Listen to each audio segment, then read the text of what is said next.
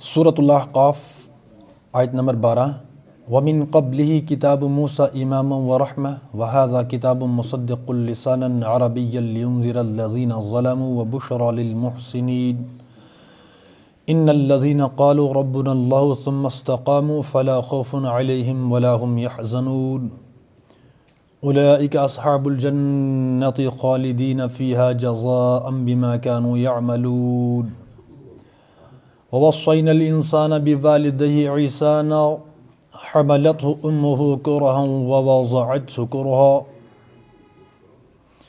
وَحَمْلُهُ وَفِصَالُهُ 30 شهرا حتى إذا بلغ أشده وبلغ 40 سنة قال رب أوزعني أن أشكر نعمتك التي أنعمت علي وعلى والدي وأن أعمل صالحا ترضاه وأصلح لي في ذريتي إني تبت إليك وإني من المسلمين۔ ترجمہ: حالانکہ اس سے پہلے موسیٰ علیہ السلام کی کتاب رہنما اور رحمت بن کر آ چکی ہے، اور یہ کتاب اس کی تصدیق کرنے والی زبان عربی میں آئی ہے تاکہ ظالموں کو متنبہ کر دے اور نیک روش اختیار کرنے والوں کو بشارت دے دے۔ یقیناً جن لوگوں نے کہہ دیا کہ اللہ ہی ہمارا رب ہے، پھر اس پر جم گئے، ان کے لیے نہ کوئی خوف ہے اور نہ وہ غمگین ہوں گے۔ ایسے سب لوگ جنت میں جانے والے ہیں جہاں وہ ہمیشہ رہیں گے، اپنے ان اعمال کے بدلے جو وہ دنیا میں کرتے رہے ہیں۔ ہم نے انسان کو ہدایت کی کہ وہ اپنے والدین کے ساتھ نیک برتاؤ کرے۔ اس کی ماں نے مشقت اٹھا کر اسے پیٹ میں رکھا اور مشقت اٹھا کر ہی اس کو جنا، اور اس کے حمل اور دودھ چھڑانے میں 30 مہینے لگ گئے، یہاں تک کہ جب وہ اپنی پوری طاقت کو پہنچا اور 40 سال کا ہو گیا تو اس نے کہا، اے میرے رب، مجھے توفیق دے کہ میں تیری نعمتوں کا شکر ادا کروں جو تو نے مجھے اور میرے والدین کو عطا فرمائی، اور ایسا نیک عمل کروں جس سے تو راضی ہو، اور میری اولاد کو بھی نیک بنا کر مجھے سخ دے۔ میں تیرے حضور توبہ کرتا ہوں اور تابع فرمان مسلم بندوں میں سے ہوں۔ صدق اللہ العظیم۔ کل ہم نے اس کی آیت نمبر 12 کے ٹکڑے پر بات کی تھی کہ حالانکہ اس سے پہلے موسیٰ علیہ السلام کی کتاب رہنما اور رحمت بن کر آ چکی ہے، اور یہ کتاب اس کی تصدیق کرنے والی زبان عربی میں آئی ہے۔ تو قرآن کی جو زبان ہے وہ عربی ہے، اور قرآن ان تمام کتابوں کی تصدیق کرتی ہے جو اس سے پہلے انبیاء پر نازل ہوئی تھی۔ تو زبان عربی میں آئی ہے تاکہ ظالموں کو متنبہ کر دے اور نیک روش اختیار کرنے والوں کو بشارت دے دے۔ اب یہ اس میں پہلی بات جو ہے وہ عربی زبان ہے قرآن کریم، ٹھیک ہے۔ پہلی جو بات ہے وہ قرآن کی جو زبان ہے وہ عربی ہے، اور ہم اس وقت جو پڑھ رہے ہیں یا سن رہے ہیں، ہماری جو مادری زبان ہے وہ عربی نہیں ہے، اپنی اپنی ہے، جو جہاں رہتا ہے ان کی اپنی اپنی زبانیں ہیں مادری۔ البتہ ایک کامن ہماری ایک لینگویج ہے یہاں پر، وہ ہے اردو۔ تو اردو میں بہت سارے ترجمے ہوئے ہیں، تفسیریں ہوئے ہیں، تفسیریں لکھی گئی ہیں، اور اس کی جو غرض و غایت ہے، جو مقصد ہے ان کا، وہ یہ ہے کہ قرآن کی جو ہدایت ہے وہ ہدایت لوگوں تک پہنچے۔ قرآن کا جو بنیادی موضوع ہے وہ انسان کی ہدایت ہے، قرآن باسط مجموعی طور پر۔ اسی لیے علماء نے محنتیں کی ہیں اور عربی کو ٹرانسلیٹ کیا ہے اردو میں، ٹھیک ہے۔ ہم اپنی بات یہاں کر رہے ہیں، ٹھیک ہے۔ تو قرآن کا جو پیغام ہے، قرآن کیا ہے، کیسی کتاب ہے، ایک چاہتی کیا ہے، مطلوب کیا ہے، جب تک ہم اس کا ترجمہ اور تفسیر نہ پڑھیں تو اس کا ہم حق ادا کر ہی نہیں سکتے۔ اور قرآن جس مقصد کے لیے دنیا میں آئی ہے، قرآن کا نزول جس مقصد کے لیے ہوا ہے، مطلب اس کا نصف حصہ، آدھا حصہ، اس سے کم اس کی ایک مقدار ہوتی ہے، ہمیں ہوا تک نہیں لگ سکے گی اگر تو ہم ترجمہ اور تفسیر نہ پڑھیں۔ ہر بندہ اردو پڑھ سکتا ہے، پڑھا لکھا جو بھی ہے اردو پڑھ سکتا ہے، اگر انگریزی پڑھ سکتے تو انگریزی کی تفسیر پڑھ لے، مطلب جو بھی ہے۔ عربی یا کوئی بندہ سیکھتا ہے تو عربی ہم پڑھ لیں، لیکن اکثریت ہماری جو ہے وہ اردو پڑھ ہی سکتی ہے۔ اس لیے مفسرین نے اور مترجمین نے جو محنتیں کی ہیں، ان کا صلہ یہی ہے کہ ہم ان تفسیروں کو، ان ترجموں کو اپنی آنکھوں سے پڑھ لیں۔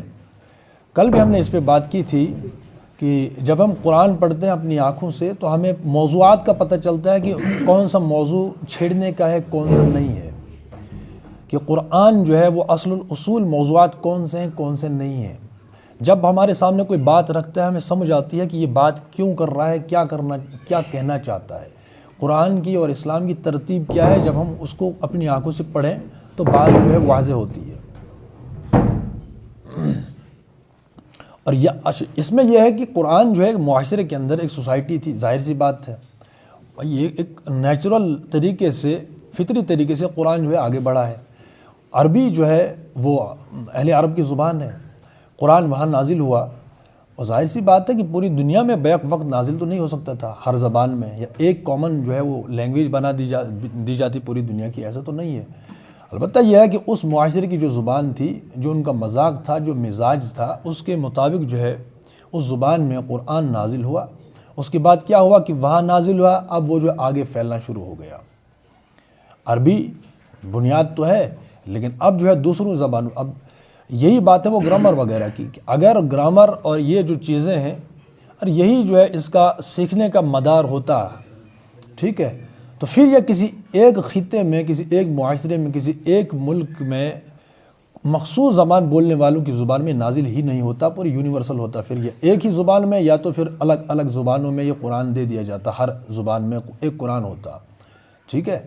اس کا مطلب یہ ہے کہ ہم قرآن کی ہدایت کو، قرآن کے پیغام کو بآسانی جو ہے اس کے ٹرانسلیٹ کر کے ہدایت تو لے سکتے ہیں اس سے کہ یہ کہنا کیا چاہتا ہے۔ اسی طریقے سے پہلے عرب میں آیا، اس کے بعد جو ہے وہاں سے پھیلنا شروع ہو گیا، وہاں سے قائم ہونا شروع ہو، عرب میں قائم ہوا، اس کے بعد پھیلا آگے، ٹھیک ہے۔ تو ایک نیچرل ہے، یہ فطری ہے کہ ہم پیغام پہنچائیں کسی ایک جو ہے سوسائٹی کے پاس، کچھ لوگوں تک۔ ان لوگوں کا کام کیا ہے کہ وہ آگے پھر پہنچائیں اس کو۔ تو یہی پوری دنیا میں اسلام جو ہے وہ اس کی جو آواز ہے وہ پہنچی۔ تو یہ کتاب اس کی تصدیق کرنے والی زبان عربی میں آئی ہے، تاکہ ظالموں کو متنبع کر دے اور نیک روش اختیار کرنے والوں کو بشارت دے دے۔ یہ وہی مضمون ہے جو سورہ مدثر میں ہے، یا ایھا المدثر قم فانذر وربک فکبر۔ یہی ہے کہ اسلام کو مانے تو ان کے لیے بشارت ہے، اسلام کو نہ مانے تو ان کے لیے جو ہے وہ ان کو ڈراؤ، انذار ہے، متنبع کر دے کسے؟ عذاب جہنم سے۔ یہ اس کے بنیادی پلر ہیں، یعنی پورے اسلام کی جو ہم اس کا جو لب لباب اگر نکالیں کہ اسلام کیا ہے، تو اس کا جو بنیادی جو پلر ہے وہ ہے آخرت، وہ ہے جہنم اور وہ ہے جنت۔ یا تو جنت ملے گی یا تو جہنم ملے گا، اس کے کرنے کے لیے اس دنیا میں ہمیں بھیجا گیا۔ اور دنیا میں کرنا کیا ہے وہ بھی واضح ہے، وہ کیا ہے؟ وہ ہے وَرَبَّكَ فَكَبِّرْ، اللہ تبارک و تعالیٰ کی بڑائی کا اعلان کرنا اس دنیا میں۔ یہ سورہ مدثر ابتدائی جو آیات نازل ہوئی تھی، ان ابتدائی آیات میں سے یہ ہے سورۃ المدثر کی ابتدائی 7 آیتیں ہوئی اس کی نازل شاید۔ یا ایھا المدثر قم، اٹھیے، فانذر، ان کو خبردار کیجئے۔ کسے خبردار کی؟ ایک دوسری دنیا آنے والی ہے جو حقیقی ہے، یہ دنیا حتمی نہیں ہے، یہ دارالامتحان ہے۔ آخرت وہ اصل ہے، یہ ایک یوں سمجھ لیجئے کہ یہ بنیادی ایک فکر ہے، یعنی سب سے بڑی حقیقت کیا ہے اس سے آگاہ کر دیا گیا کہ سب سے بڑی حقیقت کیا ہے کہ دنیا ختم ہونے والی ہے، دارالامتحان ہے، اور اصل زندگی جو ہے وہ آخرت کی ہے، یہ بتا دیا۔ لیکن اب کرنا کیا ہے اس آخرت کی زندگی میں کامیاب ہونے کے لیے، ہم نے کرنا کیا ہے، اور وہ بھی بتا دیا گیا، وَرَبَّكَ فَكَبِّرْ، تم نے اس دنیا میں اپنے رب کی بڑائی کا اعلان کرنا ہے۔ اس کا مطلب کیا ہے کہ رب کی بڑائی کا اعلان کا مطلب یہ ہے کہ جو بھی ہدایات آتی ہیں اللہ کی طرف سے، رسول صلی اللہ علیہ وسلم یا کوئی بھی نبی، ہم تو آخری نبی صلی اللہ علیہ وسلم کی امت ہے، ختم نبوت ہو چکا۔ اب وَرَبَّكَ فَكَبِّرْ کا مطلب ہے کہ قرآن و سنت کی بالادستی قائم کرنے کی جدوجہد کرنا، اس جدوجہد کے نتیجے میں ہم آخرت میں جو ہے ہمیں جنت ملے گی، یہ قرآن ہمیں کہتا ہے، اور ہم اسی کے پابند ہیں، ہم اسی کے مکلف ہیں کوشش کرنے کے۔ لیکن یہ جو ہے وہ اس میں کوئی ابہام نہیں ہے، بات کوئی ڈھکی چھپی نہیں ہے کہ ہم نے کرنا کیا ہے۔ بنیادی ہمارا مقصد ہے کہ آخرت میں ہم نے کامیاب ہونا ہے۔ آخرت میں کامیاب ہونے کے لیے دنیا میں کیا کرنا ہے، یہ دارالامتحان ہے نا، وہ ہے وَرَبَّكَ فَكَبِّرْ، اللہ تبارک و تعالیٰ کی حاکمیت کو بالفعل قائم کرنے کی جدوجہد کرنا۔ یہ مطلب ہے اس کا۔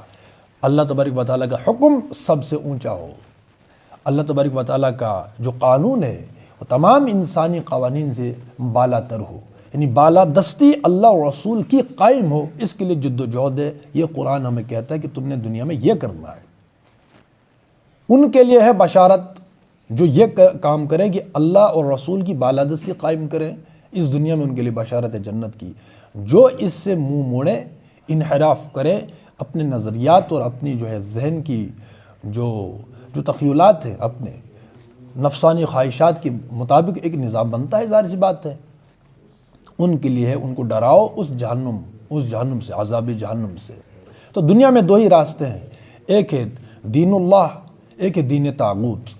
طاغوت اس کو کہتے ہیں اللہ تبارک و تعالیٰ، اللہ اور رسول کے برعکس جو بھی نظام دنیا میں بنتا ہے، چاہے وہ ایک شخص ہو، چاہے وہ ایک معاشرہ ہو، چاہے پورے ایک جماعت ہو، اس کو ہم کہتے ہیں طاغوت۔ ہم نہیں کہتے، مطلب قرآن اس کو کہتا ہے، قرآن کی اصطلاح میں سے طاغوت کہتے ہیں۔ اور طاغوت سے ہمیں کفر کرنے کا حکم دیا جاتا ہے باضابطہ قرآن میں کہ فَمَن يَكْفُرْ بِالطَّاغُوتِ، پس تم طاغوت کا کفر کرو، اس کے بعد وَيُؤْمِن بِاللَّهِ، اس کے بعد اللہ پر ایمان ہوتا ہے۔ تو باضابطہ ہمیں کفر کرنا ہوگا طاغوت سے، قرآن کہتا ہے یہ مطالبہ ہے۔ اور طاغوت ہے وہ انسانی شکل میں ہے، تو وہ ابلیس تھا، ابلیس کا نام طاغوت نہیں ہے، بلکہ وہ طاغوت کا بھی باپ ہے۔ یہ بات ذہن میں رکھیں کہ پہلا جب اللہ تبارک و تعالیٰ نے کہا کہ انی جاعل فی الارض خلیفہ، تو سب نے سجدہ کیا، ابلیس نے نہیں کیا، ٹھیک ہے؟ تو گویا کہ ایک داغ بیل پڑی ایک اور راستے کی، ایک ہے دین اللہ، اب آگے ایک دوسرا راستہ دین ابلیس، یوں سمجھ لیجئے۔ یعنی اللہ تبارک و تعالیٰ کا جو پروگرام تھا اس کو مان لیا سب نے سوائے ایک کے، یا ایک گروہ کے، وہ کون تھا؟ وہ ابلیس تھا، ٹھیک ہے؟ اس کو نکالا گیا پھر جنت سے، وہی مردود، ٹھیک ہے؟ دو راستے اسی وقت بن گئے، ایک وہ جو آدم علیہ السلام کی حیثیت کو جس نے مانا یا جنہوں نے مانا خلیفے کی حیثیت سے، خلیفے کی حیثیت سے جن لوگ مانا، وہ ایک راستہ ہے۔ دوسرا راستہ وہ ہے کہ جس نے اس کا انکار کیا، انکار کرنے والوں کا ایک گروہ بنا اور ماننے والوں کا ایک گروہ بنا، تو دو گروہ ہی بنے نا۔ اس کے بعد ابلیس کے اس روش پر جو لوگ چلے، قرآن ان کو طاغوت کہتا ہے، سرکش اول ابلیس، اور ابلیس کے اس راستے پر چلنے والے ان کو قرآن کہتے ہیں طاغوت۔ تو طاغوت کون ہوا؟ ابلیس تو نہیں ہوا نا، مطلب جو لفظ کی میں بات کہہ رہا ہوں، مطلب وہ تو طاغوتی راستے کا جو بانی ہے، موجد ہے ابلیس، اس نے انکار نہیں کیا سب سے پہلے۔ کس کو؟ یہ جو آیت ہے انی جاعل فی الارض خلیفہ، کہ آدم جو ہے باقاعدہ خلیفہ دنیا میں جائے گا، کیسے؟ ہم اس کو نہیں مانتے، وہ کہ اللہ کے پروگرام کو اس نے نہیں مانا، وہ ابلیس تھا۔ اب اس ابلیسی لائن پر چلنے والے جو بھی ہیں، جتنے بھی ہیں، ان کو قرآن کہتے ہیں طاغوت۔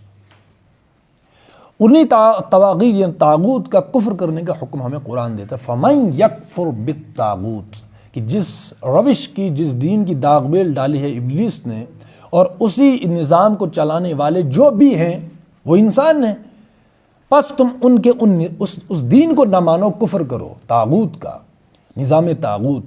تو ایک یہی ہوتا ہے قرآن میں جو ہے وہ دو راستے ہیں، ایک ہے حزب اللہ، اللہ کا راستہ، ایک ہے حزب الشیطان، ٹھیک ہے؟ جماعت، دو جماعتیں، ایک ہے اللہ کی جماعت، ایک ہے شیطان کی جماعت۔ تو وہی ہے، اللہ کی جماعت ہے انہوں نے سجدہ کیا، شیطان کی جماعت ہے انہوں نے سجدہ نہیں کیا۔ تو دو ہی راستے ہیں دنیا میں، ایک ہے دین اللہ، ایک ہے دین طاغوت، ایک ہے اللہ کی جماعت، ایک ہے شیطان کی جماعت، ٹھیک ہے؟ تو ہمارا کام ہے کہ ہم اسی راستے کو فالو کریں جس راستے کو فالو میگزیمم نے کیا تھا۔ یعنی اس وقت آدم کو کس نے سجدہ؟ تمام فرشتوں نے سجدہ کیا سوائے ابلیس کے۔ تو ہم کس کے راستے پر ہیں؟ وہ انی جاعل فی الارض خلیفہ، کہ آدم علیہ السلام پہلے نبی ہیں، پہلے خلیفہ ہیں، اسی پروگرام کی تکمیل ہوتی ہے رسول اللہ صلی اللہ علیہ وسلم کی نبوت پر، ٹھیک ہے؟ تو جو اس کو مانے ان کے لیے بشارت ہے، جو نہ مانے وہ نظامی تو دنیا میں ہے، نظامی پورا فیصلہ کن ہوتا ہے کہ بھائی نظامی فیصلہ کرتا ہے میں کون ہوں، آپ کون ہیں، دنیا میں ایک چلت فرت ہے۔ تو یہ ہے کہ اللہ تبارک و تعالیٰ ہمارے دلوں کو حال جانتا ہے کہ ہم کس نظام کے لیے، میرے اور آپ کا جو ہے وہ بقول احمد جاوید کی درد بتاتا ہے کہ دل کہاں ہے۔ تو ظاہر سی بات اللہ تبارک و تعالیٰ تو دلوں کے حال جانتا ہے کہ ہماری تڑپ کیسی ہے، کیا ہم سکون میں ہیں یا بے چینی میں ہیں، کل بھی ہم نے کہا تھا کہ اسلام جو ہے، قرآن جو ہے سکون کی کتاب نہیں ہے۔ اگر تو قرآن غالب ہے تو پھر تو سکون ہے، لیکن اگر قرآن غالب نہیں ہے تو کوئی وجہ نہیں کہ ہم سکون محسوس کریں کہ ہم تو سکون میں ہیں۔ اس کا مطلب ہم قرآن کی تلاوت کریں اور جب مسجد سے باہر نکلیں تو اسی دین طاغوت کے اندر پرزے کی طرح فٹ ہو کر ہم سکون محسوس کریں کہ میں تو تلاوت کر کے آیا، سبحان اللہ، میں تو بڑا محسوس کر رہا ہوں سکون۔ اس کا مطلب وہ ہوا تک نہ لگی ہے۔ قرآن کا ہم سے تقاضا کیا کرتا ہے؟ ٹھیک ہے، تو قرآن سکون کی کتاب نہیں ہے، بلکہ سکون تب ہے، اس میں سکون نہیں، سکون تو جنت میں ہے۔ اس میں ہے قرآن کے جو مطالبات ہے، چومی دانم چومی گویم مسلمانم بلرزم کہ دانم مشکلات لا الارا، یہ آسان نہیں ہے۔ صحابہ کی جب ہم سیرت پڑھتے ہیں، رسول اللہ صلی اللہ علیہ وسلم سیرت میں رونگٹے کھڑے ہو جاتے ہیں۔ یہ سکون تو قرآن جو ہے پریکٹیکل کتاب ہے، یہ سمجھ میں بھی تب آتی ہے جب ہم اس پر عمل کرتے ہیں۔ اب ہم نے طائف کا جو سفر رسول اللہ صلی اللہ علیہ وسلم کا، اس کی کیفیت کا عشر عشیر بھی، یعنی زیرو اور مائنس میں اگر ہم سمجھنا چاہیں تو سمجھ نہیں سکتے، کاغذ پر ہم نہیں سمجھ سکتے نا۔ رسول اللہ صلی اللہ علیہ وسلم طائف گئے، وہ جو کیفیت بنی، جو ان کے ساتھ رویہ انہوں نے اختیار کیا، جب تک وہ اس راستے کو ہم بالفعل ہم بھی نہ چلیں اور ہمارے ساتھ بھی وہی کچھ ہو، تب تک کیا ہمیں سمجھ آ سکتا ہے واقعہ طائف کا؟ تو قرآن ایسی کتاب نہیں ہے کہ ہم صرف یہاں پڑھیں کاغذ پر اور ہم نے سمجھ لیا۔ یہ سمجھ آتی ہے عمل کے نتیجے میں، جیسا کہ یہ راستہ ہمیں دکھاتا ہے۔ ٹھیک ہے، تو وہ ہے کہ یہ سکون چھینتا ہے۔ کون سا سکون؟ ایک تو ہے نا، ٹھیک ہے، ہم جس سکون کی بات کر رہے ہیں کہ جب ہم قرآن کی ایک آیت پڑھیں اور باہر جائیں اور باہر وہاں کوئی اور ہی فضا ہو تو ہمیں سکون ملے گا کیا؟ ہم تو تڑپ اٹھیں گے کہ بھائی حق ہم پڑھ آئے ہیں، ہم حق قبول کر چکے ہیں، سب سے بڑا حق ہمارے پاس ہے، اور دنیا جو ہے اس حق کے بالکل خلاف ہے۔ تو بندہ جو ہے سکون حاصل نہیں گا، پھر جو ہے وہ ہاتھ پاؤں مارتا ہے، جد و جہد کرتا ہے، کچھ کوشش کرتا ہے کہ حق کا غلبہ ہو۔ ٹھیک ہے، تو ان کے لیے ہے بشارت، اور جو اس آسمانی ہدایت اللہ کا جو پروگرام ہے اس سے منہ موڑ کر اپنے نظریات کی بنیاد پر ایک دنیا کو چلانا چاہتے ہیں، ان کے لیے جو ہے جہنم کے عذاب کا وہ وعدہ ہے، ان کو اس سے ڈرایا جاتا ہے۔ تو ان الذین قالوا ربنا اللہ ثم استقاموا فلا خوف علیہم ولا هم یحزنون، یقیناً جن لوگوں نے کہہ دیا کہ اللہ ہی ہمارا رب ہے، پھر اس پر جم گئے، ان کے لیے نہ کوئی خوف ہے اور نہ وہ غمگین ہوں گے۔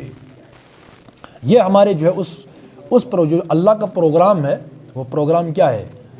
لیا جائے گا تجھ سے کام دنیا کی امامت کا۔ یہ ہم سے مطالبہ کرتے اللہ کہ تو دنیا میں امام ہے، اور پروگرام کیا ہے؟ کہ اللہ کی تقدیر بالفعل اس دنیا میں قائم ہو جائے، پوری دنیا پر۔ اللہ کی تقدیر کیا ہے؟ یعنی اللہ کا حکم نافذ ہو کر رہے، جیسے کہ اس نے وعدہ کیا ہے۔ جیسے کہ وہ ایک ہے عیسیٰ سے متعلق جو بات، جیسے کہ بادشاہت آسمانوں پر قائم ہے، ویسے ہی زمین پر قائم ہو تیری بادشاہت، تیری حکومت، تیرا حکم۔ ٹھیک ہے، ختم نبوت یہی ہے کہ دنیا کے خاتمے سے پہلے پوری دنیا پر اسلام بحثت نظام قائم ہوگا اور رحمت ہوگا ہر انسان کے لیے۔ ٹھیک ہے، تو اس کے لیے جو ہے اس راستے پر چلنے کے لیے یہ جو آیت ہے کہ یقیناً جن لوگوں نے کہہ دیا کہ اللہ ہی ہمارا رب ہے، بس ایک بار کہہ دیا رب۔ اب رب کا مطلب ہوتا ہے جس کا حکم چلے۔ میں کس کا حکم مانتا ہوں؟ بحثت مجموعی ہم پر ورلڈ آرڈر جس کو ہم کہیں گے وہ کس کا چلتا ہے؟ اللہ۔ ہم نے کہہ دیا کہ اللہ، بس پھر اس پر جم گئے۔ اب پوری قرآن جب ہم پڑھتے ہیں تو پوری کائنات کو بنیاد بنایا گیا کہ نہیں بنایا گیا کہ ان پر غور کرو، پہاڑوں کا، مطلب ہر چیز کا۔ کیوں؟ اس بات کو سمجھانے کے لیے کہ جو اللہ اس پوری کائنات کا نظام چلا رہا ہے، تو تمہیں دنیا میں چلانے کے لیے جو تم نے کیا کرنا ہے کیا نہیں کرنا، جو شعبے یا شعبہ جات ہے، تمہارے ڈپارٹمنٹس بنے ہوئے ہیں کہ یہ سیاسی نظام ہے، معاشی ہے، وہ فوجداری ہے، یا آئلی قوانین جو بھی دنیا میں چلتا ہے، کیا اللہ تبارک و تعالیٰ وہ آپ کو نہیں دے سکتا؟ مطلب انسان کو بنا کتنا ٹف ہے، یہ اس کائنات کو بنا کتنا ٹف ہے، تو کیا وہ تمہیں شریعت نہیں دے سکتا تھا؟ قانون کی کوئی کتاب، قانون کی کچھ شکیں تو ہوتی ہیں کہ تم یہ کرو یہ نہ کرو، تم نے یہ ڈپارٹمنٹ ایسے نہیں چلانا ایسے چلانا، یہ تو بہت آسان ہے۔ تو یہ کہتا ہے کہ ہم نے رب کہہ دیا اس کو، اب ہم اسی کی مانیں گے جو کچھ کہ ہم نے دنیا میں چلنا کیسے چلنا ہے۔ ایک اجتماعی نظام بننا تو کیسے بننا ہے؟ اس میں کس کی حاکمیت تم مانو گے؟ ہم نے کہا اللہ کی۔ کس کا حکم مانو گے؟ ہم نے کہا رب کا۔ تو حکم ماننا رب ہے، ٹھیک ہے، پھر اس پر جم گئے، ان کے لیے نہ کوئی خوف ہے اور نہ وہ غمگین ہوں گے۔ تو وہ ہم جو کل پڑھی تھی اس میں، اب میں وہ سورہ مریم تھی، وہ کیا کہ جو اللہ تبارک و تعالیٰ پر ایمان نہیں لاتے، ٹھیک ہے، وہ تو آسمان سے ایسے گرے، اب وہ کہاں جاتے ہیں؟ ہوا میں تحلیل ہو جاتے ہیں، پرندے اچک لے جاتے ہیں، اس کی گارنٹی کوئی نہیں لیتا۔ وہ آیت پڑھی تھی نا ہم نے، ٹھیک ہے۔ مومن اور غیر مومن یا کافر، یعنی جو اللہ تبارک، اب یہ اللہ پر ایمان نہ لانا یہ مومن کا بھی ہو سکتا ہے وطیرہ، ہو تو مسلمان یا مومن، لیکن اس کا جو رویہ ہو اللہ کے تبارک و تعالیٰ کے ساتھ وہ وہی ہو جیسے کافر کا ہوتا ہے، ٹھیک ہے۔ تو پختہ ایمان، اس میں ہم نے ایک وہ آیت پڑھی ہے، بڑی زبردست تمثیل ہے کہ مکمل ایمان اللہ پر نہ لانے کا نتیجہ کیا ہوتا ہے، ڈپریشن کیسے آتے ہیں۔ اس میں جو میں نے اخذ کیا ہے، دیکھیے دنیا ہے مادی، ٹھیک ہے، اور مادی چیزوں سے فائدہ حاصل کرنا منع تو نہیں ہے، ٹھیک ہے۔ مومن ہو علمی بنیادوں پر، یعنی دو شخص لے لیجئے جس کا اللہ پر علمی بنیادوں پر ایمان ہے اور دوسرا ہے جس کا مادے پر ایمان ہے، بس یہ فرق سمجھ لیجئے۔ ہم آیت پڑھ رہے ہیں کہ ان کے لیے نہ کوئی خوف ہے نہ وہ غمگین ہوں گے۔ خوف اور غم کس کا نہیں ہوگا؟ وہ مومن کا ہوگا۔ مان لو کہ کوئی کام پڑتے، دنیا میں کام تو پڑتے ہی ہے نا، جس کا توکل اللہ پر ہے لیکن علمی طور پر نہیں ہے، مادے، اچھا علم نہ ہو تو مادے پر توکل ہو جاتا ہے۔ کوئی کام پڑ گیا، مان لیجئے ایک بندہ جاتا ہے جس کا توکل مادے پر ہے، تو جب وہ وہاں تک پہنچے گا کسی بھی انسان کے پاس یا جو بھی مادی چیز ہے، اور وہ یہ یقین جانتا ہے کہ یہ اس وہاں میں جاؤں گا، یہ مادی چیز میں حاصل کروں گا تو میرا یہ کام بن جائے گا، ٹھیک ہے۔ انسانوں کے ساتھ ہی تو بہرحال واسطے ہوتے ہیں دنیا میں۔ میں کسی انسان کے پاس گیا اور میرا یہ یقین ہے کہ وہ میرا کام بنا دے گا، مادی سہارا ہے نا، ٹھیک ہے۔ لیکن وہ بندہ وہاں جاتا ہے اور وہ انسان جس کے پاس وہ گیا پورا انکار کر بیٹھتا ہے کہ بھائی میں تمہاری کوئی مدد نہیں کر سکتا، یا کوئی مادی چیز جو اس سے مطلوب تھی وہ انکار کر بیٹھتا، میرے پاس کچھ بھی نہیں ہے۔ اب اس کے جتنے بھی مادی سہارے تھے وہ تو آخری سہارا تو وہی تھا، اور وہ اپنے اندر یہ سمجھ رہا تھا کہ میں وہاں جاؤں گا، اس کے پاس جاؤں گا تو میرا کام بنے گا۔ گویا کہ مادی سہارے کا آخری جو سہارا تھا اس کا وہ بھی چھن گیا، تو اس پر آتا ہے اصل میں ڈپریشن۔ اب مادی آخری ہے نا، آخری سٹیپ پر ہو گئے مادے کے، مطلب یوں سمجھ 10 سیڑھیاں ہیں مادے کی، 1 2 3 کر کے وہ آخری سیڑھی پر ہے، سیڑھی پر پہنچا ہوا ہے۔ اگر تو آخری سیڑھی پر ہے، وہاں کام بنا تو بیڑا پار، اگر وہاں کام نہ بنا تو آگے تو کھائی ہے، تو کھائی میں گرا کہ نہیں گرا؟ کیوں گرا؟ کیونکہ اس نے یہ سمجھا کہ جو بھی سہارے ہیں وہ مادی ہیں، اس مادی دنیا کے آگے کچھ بھی نہیں ہے، تو ڈپریشن ہوگا یا تو خودکشی ہوگی یا تو انتہا درجے کا مایوس ہوگا، کھائی میں گرے گا۔ کیوں؟ مادے سے آگے اس کے پاس کوئی راستہ دوسرا نہیں ہے۔ یہ ایک انسان ہے۔ دوسرا انسان وہ ہے جو اسی طریقے سے اس کو بھی کام پڑا، لیکن وہ جو 10 سیڑھیاں ہیں مادے کی وہ بھی وہاں تک گیا، ٹھیک ہے۔ مادہ جو وسائل، جو دنیا میں ذرائع ہیں، جو وسائل ہیں، ان کا ترک تو ہے، وہ فطرت خلاف ہے، وہ بھی گیا 10 سیڑھیاں وہ جو مادے کی ہیں، مادی سہاروں کی، آخری انسان تک وہ بھی مادی شکل کا ہے کہ یہاں کو میرا سہارا ہے، ٹھیک ہے، مادی، لیکن وہ یہ جانتا ہے کہ یہ آخری سہارا ہے، مادی سہارا، اگر میرا کام یہاں بنا اس کا مطلب کہ اللہ تبارک و تعالیٰ نے بنا دیا یہیں، اگر نہ بنا تو اللہ تبارک و تعالیٰ یہ قدرت رکھتا ہے کہ اس مادی سہارے کے بعد مجھے کوئی راستہ تو دکھتا نہیں ہے، لیکن میرا ایمان اللہ پر اتنا ہے کہ وہ ہزاروں راستے اور نکال دے گا، میں گروں گا نہیں، اللہ مجھے تھام لے گا۔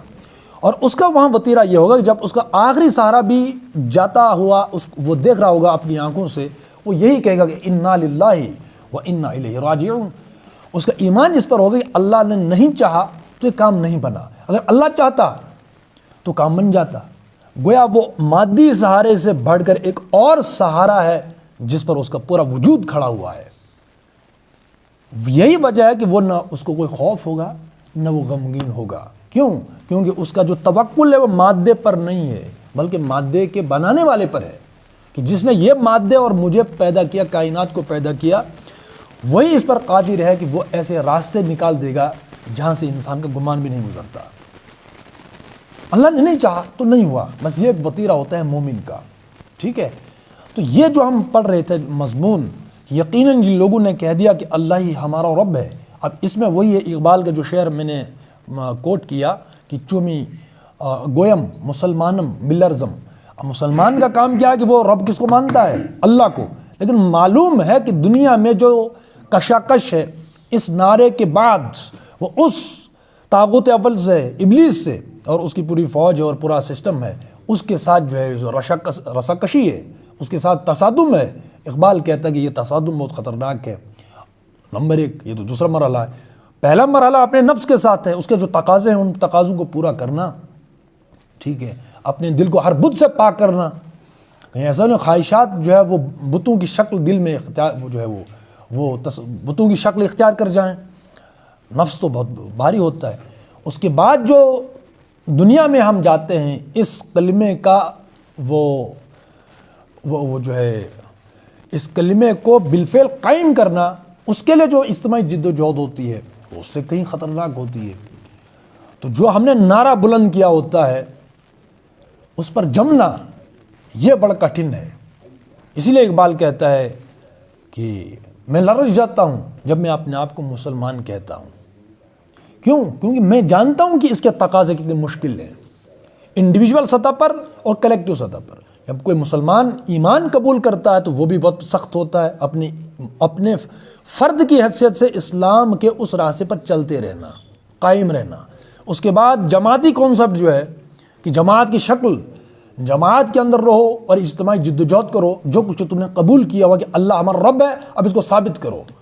جہاں تم رہ رہے ہو ایک اجتماعی نظام میں، اجتماعی معاشرے میں، وہ پورا اجتماعی معاشرے ایک گواہی دے کہ ہم بحثیت مجموعی بھی ہم اللہ ہی کو اپنا رب تسلیم کرتے ہیں. انفرادی طور پر تو ہم نے مانا، لیکن جب تم جمع ہوگے، جمع ہونے کے بعد تم کس کو رب مانتے ہو، کس کا حکم مانتے ہو؟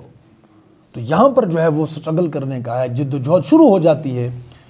سامنے جتنے بھی مشکلات آئیں، تکلیف آئیں، صحابہ کی طرح ان کو تو برداشت کرنا ہے، جم جانا ہے. پھر اس پر جم گئے تو جو جم گئے، چاہے مصیبت کیسی بھی ہمارا سامنا کرے، تو وہاں پر ہے کہ ہم نے جو کچھ کہا بس کہہ دیا. نحن الذین بایعوا محمد علی الجہاد ما بقینا ابدا. یہ وہی بات ہے کہ ہم اس کلمے کی بلندی کے لیے لڑتے رہیں گے جب تک جان میں جان ہے. ٹھیک ہے، تو ان کے لیے نہ کوئی خوف ہے اور نہ وہ غمگین ہوں گے. کب نہیں ہوں گے غمگین اور خوف؟ یعنی آخرت میں، یعنی جو اصل دنیا ہے وہاں پر جب وہ جو ترازو چلے گا، ٹھیک ہے نا، وہاں نہ کو ان کے لیے خوف ہوگا نہ وہ غمگین ہوں گے. ایسے سب لوگ جنت میں جانے والے ہیں جہاں وہ ہمیشہ رہیں گے اپنے ان اعمال کے بدلے جو وہ دنیا میں کرتے رہے ہیں. اس وقت سب سے بڑا عمل کون سا ہے؟ وہ ہے کہ اسلام کی جو عمارت ہے، یعنی دین ہے، وہ یتیمی کی حالت میں ہے. اس یتیمی کی حالت سے دین کو اٹھانے کی جد و جہد کرنے سب سے بہتر عمل ہے اس وقت. سمجھ رہے ہیں بات؟ یعنی خرابی کی جڑ یا اصلاح کی جڑ، اس تک ہم رسائی حاصل کریں تب جا کر کوئی کام بنتا ہے. اس وقت ہم اصلاح کی لاکھ کوشش کریں، ہمارے دھڑ کے اوپر سر نہیں ہے. تو جس دھڑ کے اوپر سر نہ ہو تو باڈی جو ہے وہ ڈیڈ ہوتی ہے. اس پر آپ کتنی ہی کوشش کریں کہ یہ جسم جو ہے بڑھے، یہ گروتھ کر پائے، وہ تو مردہ ہے نا. تو جب سر سلامت نہ ہو دھڑ پر تو گویا کہ پورا انسان کیا ہے؟ وہ مردہ ہے. اسی طریقے سے اسلام کی جو ترتیب ہے وہ کیا ہے؟ جیسے ہم مثال دیتے ہیں نماز کے لیے وضو شرط ہے، وضو بھی فرض، گویا کہ وضو پہلے کریں بعد میں نماز پڑھیں. اسی طریقے سے وہ جو اجتماعی نظام ہے کہ جس ماحول کے اندر ہم اسلام پر عمل کر سکتے ہیں، وہ اجتماعی ماحول فرض قائم کرنے کے لیے جد و جہد کرنا یہ بھی فرض ہے. ٹھیک ہے، تو بہتر اس وقت سب سے بڑا عمل وہ یہ ہے کہ اللہ تبارک و تعالیٰ کی حاکمیت اس کی ہم بات کریں. جب یہ چیز ہو جائے گی، یعنی سر ہم نے لا کر کھڑا کر دیا انسان کے اوپر، تب جا کر پورا جو باڈی ہے وہ حرکت کرنی شروع ہو جائے گی، وہ پھلے گا، پھولے گا، ترقی کرے گا۔ اگر یہ نہیں ہے، مان لو آپ رات کے ٹائم اندھیرا دور کرنے کے لیے موم بتیاں جلاؤ گے، پیچھے سے ایک شخص آئے گا اور ان کو بجھاتا چلا جائے گا۔ آپ آگے شمع روشن کر رہے ہیں، دوسرا بندہ آتا ہے جو بجھاتا چلا جاتا ہے، لیکن آپ کو ٹس سے مس نہیں کہ بھائی میرا کام کون خراب کر رہا ہے۔ تو آپ کا کام کیا ہے پھر؟ اپنا کام روکیں، فی الحال اس بندے کے پاس جائیں جو آپ کی اس محنت پر پانی پھیر رہا ہے، کہ اس کو روکیں، تب جا کر آپ کا جو کام ہے وہ کامیاب ہوگا۔ ٹھیک ہے؟ یا میں مثال دیا کرتا ہوں حوض کی، کہ ایک بڑا حوض ہے، وہ سپلائی تمام جو گاؤں ہے، پانی ہے، پورے شہر میں اسی سے پانی آتا ہے۔ تو اگر پورا حوض کے اندر گندا پانی ہوگا تو ظاہر سی بات ہے ہر گھر کے اندر گندا پانی آئے گا۔ ٹھیک ہے؟ تو ہم نے کیا کرنا ہے کہ ہم نے اس حوض کو ٹھیک کرنا ہے، آٹومیٹیکلی ہر گھر کے اندر صاف اور شفاف پانی آئے گا۔ وہی اللہ کی حاکمیت، اس حوض کے اندر ہم قرآن کی تعلیمات، اللہ تبارک و تعالیٰ جو قرآن و سنت ہم کہتے ہیں، یعنی اسلام، جب اسلام اس میں داخل ہوگا تو ہر گھر کے اندر اسلام کی دعوت پہنچے گی بغیر کسی مشقت کے، بغیر کسی رکاوٹ کے۔ لیکن ہماری ترتیب کیا ہے؟ وہ الٹی ہے۔ ٹھیک ہے؟ ہم گھر کی جو ٹینکیاں ہیں ان کو صاف کرنے میں، اور نل کے جو ان کو صاف کر رہے ہیں کہ شاید ان میں کوئی خرابی ہے، لیکن یہ بھی معلوم ہے کہ خرابی کہاں ہے، خرابی تو بڑے حوض میں ہے، اور جو لوگ اس کو خراب کر رہے ہیں الٹا ان کا ساتھ دے رہے ہیں۔ یہ قوم جو ہے کبھی سدھرے؟ یہ کوئی طریقہ تو نہیں ہے نا۔ معلوم ہے کہ خرابی کی جڑ کیا ہے، وہاں اس کی اصلاح کرتے، لیکن الٹا ان کا ساتھ دے رہے ہیں جو اس کو مقدر کر رہے ہیں، جو اس کو گندا کر رہے ہیں۔ تو صحیح ترتیب یہ ہے اس وقت کی سب سے جو بڑا عمل ہے، وہ عمل کیا ہے کہ اس حوض میں صاف اور صاف شفاف پانی لانے کی ہم اجتماعی جدوجہد کریں۔ یہ کام کرنے کا صحیح طریقہ۔ ٹھیک ہے؟ والعصر ان الانسان لفی خسر الا الذین آمنوا وعملوا الصالحات وتواصوا بالحق وتواصوا بالصبر۔